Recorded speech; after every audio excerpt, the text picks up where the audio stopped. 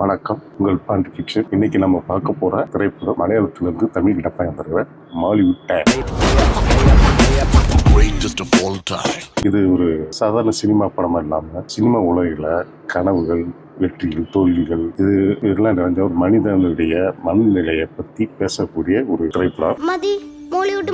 ஒரு இயக்குனராக வேண்டும் என்ற கனவுடன் பயணிக்கும் இளைஞனுடைய வாழ்க்கையை மையமாக கதை நகரும். ஆரம்பத்தில் அவருடைய இருக்கக்கூடிய அவனுடைய நம்பிக்கை, ஆர்வம், நேர்மை அனைத்து சினிமா உலகின் நிஜங்களை சந்திக்கும் போது மெதுவாக மாறத் தொடங்கிறது. மெதுவாக ஒரு இயக்குனராக வேணுன்ற இளைஞனுடைய வாழ்க்கையில நடக்கக்கூடிய விஷயத்தை அவங்க படமாக காமிச்சிருக்காங்க.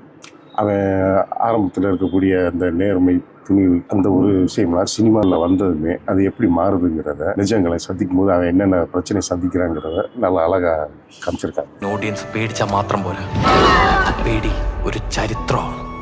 ആ ചരിത്രം ആഘോഷിക്കപ്പെടും. படத்தோட மிகப்பெரிய ஒரு பலமே இது ஹீரோவை முழுமையா நல்லவனாகவும் வில்லனை முழுமையாகவும் கெட்டவனாகவும் காட்டவை. ஒவ்வொரு கதாபாத்திரத்துக்கும் அவரவர் சூழ்நிலைக்கு தகுந்த மாதிரி எந்த மாதிரி நடந்துக்கிறாங்க, எந்த மாதிரி சூழ்நிலை மாற்றுது, சூழ்நிலையே ஒருத்தர் ஒரு முன்னேற்றம் யாரும் இடத்துல பண்ணலை. ஆனால் சூழ்நிலை எந்த மாதிரி அவங்கள மாற்றுது.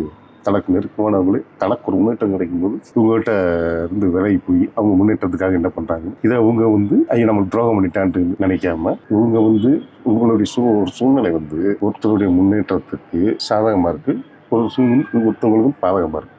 இதை ஒருத்தர் இவன் எனக்கு துரோகம் பண்ணிட்டேன் அதுன்னு நினைக்காம இந்த படம் ஒரு மாதிரி நல்லா போகுது. படம் நடிப்பை பொறுத்த கதாநாயகன் தனது கதாபாத்திரத்தின் மாற்றத்தை நம்பகமாக வெளிப்படுத்தியிருக்காரு.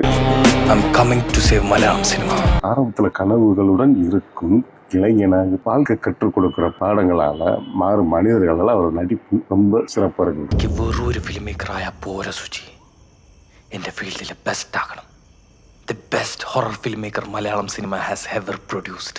இயக்குனரின் எழுத்து இந்த படத்துக்கு மிகப்பெரிய பலம். குறிப்பா சினிமா துறையில நடக்கக்கூடிய போட்டி, அரசியல் ஆகிய கொடுத்தாம ரொம்ப யதார்த்தமா காமிச்சிருக்கு. இந்த படத்துல என்ன மிகவும் பாதிச்ச விஷயம் அந்த செல்ஃப் சைக்காலஜி படம் சொல்ல வருவது போல மிக எளிமையா படத்தை ஆழமா எளிமையான கருத்தை சொல்லியிருக்காங்க. மனிதர் பிறப்பிலேயே சுயநலவாதிகள் கிடையாது, அவங்களுடைய சூழ்நிலை தான் அவங்கள மாத்துதுன்றது காமிச்சிருக்காங்க. வெற்றி பெற வேண்டும், ஜெயிக்கணும் என்ற ஆசையில தோல்வியின் பயம் வரத்தான் செய்யும். தோல்வியை வாய்ப்புகள் கிடைக்காம போறக்கூடிய செயலை எல்லாம் சேர்ந்து ஒருத்தரோட குணத்தை மாத்துறது. ஆரம்பத்துல தவறு இன்னும் நினைச்ச ஒரு செயல் பின்னாடி அவரே அந்த செயலை செய்யறாரு. அதான் படத்தோட உளவியல். அதனாலதான் இந்த படம் வெறும் சினிமா படம் மட்டும் கிடையாது, நம்முடைய வாழ்க்கையில பல நேரங்களில் நடக்கும் விஷயங்களோட பிரதிபலிப்பு. எந்த இடமாக இருந்தாலும் போட்டி அதிகரிக்கும், மனிதர்கள் எப்படி மாறாங்க என்பதை இந்த படம் கேள்வியாக முன்வைக்குது. தொழில்நுட்ப ரீதியாக படம் நல்ல தரத்தில் இருக்கு. ஒளிப்பது கதை மனநிலையை அழகா பதிவு செஞ்சிருக்கு. பின்னணி காட்சிகள் உணர்வுகளுக்கு அதிகப்படுத்துகிறது. சில இடங்களில்